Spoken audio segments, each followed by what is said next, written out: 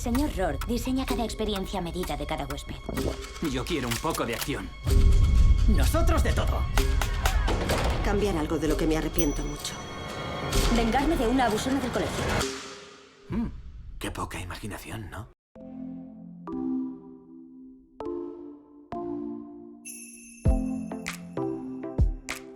Well, I had an idea for a different project that was inspired by Fantasy Island. Jason Blum, the producer, heard the idea and he was like, well, let's just do Fantasy Island. And he went and he got the rights and he called me up and said, I got the rights to Fantasy Island. Let's do your idea as Fantasy Island. And I said, okay, let's go.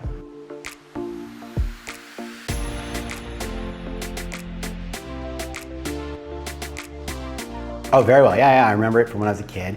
It was quite young when it was on the air, but I saw it in reruns too. And I just remember the attitude of it very vividly. This notion of people showing up and getting what they think they want and then having it twisted and learning a lesson, and Mr. Rourke kind of playing with the guests the way, you know, I wanted to play with the audience as a filmmaker. And so I was incredibly excited about making it as a contemporary, scary film.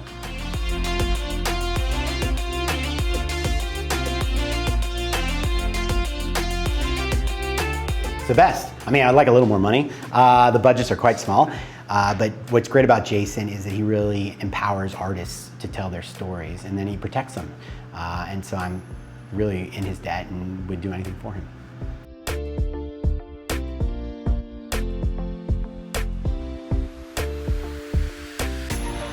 I mean, I think he's changing horror films. You know, he has said to me, and I've heard him say in other interviews, you know, it's all about character and story, right? It's not about jump scares, it's not about gore, and it's incredibly smart to look at horror that way because you're elevating the genre and you're making it more than just some sort of exploitive thrill ride. It's much more about the human experience, and it's giving horror the credit that it deserves.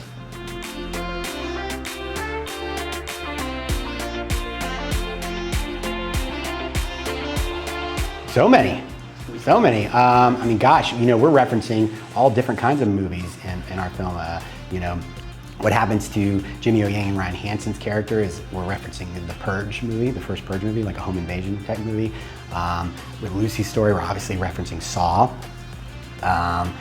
With Maggie Q's story, we're referencing a little bit The Shining, a little bit Butterfly Effect. With Austin Stoll's story, we're referencing, there's a little bit of Platoon in there, a little Field of Dreams. I mean, there's lots of genres at play in our film. It's kind of a mashup.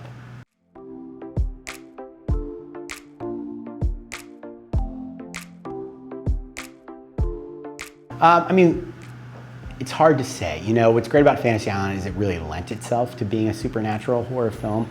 I'm having a hard time coming up with some other TV shows that would work in that way. I think it just needs to feel organic for the filmmaker who's working on it, and nothing could have been more organic for me than turning Fantasy Island into a supernatural horror film.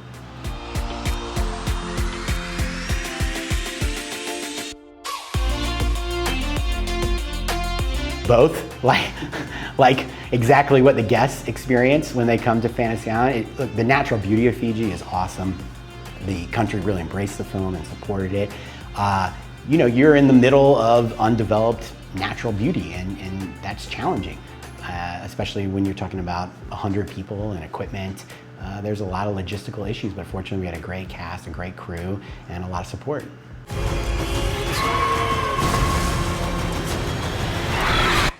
Nos han traído aquí para otra cosa.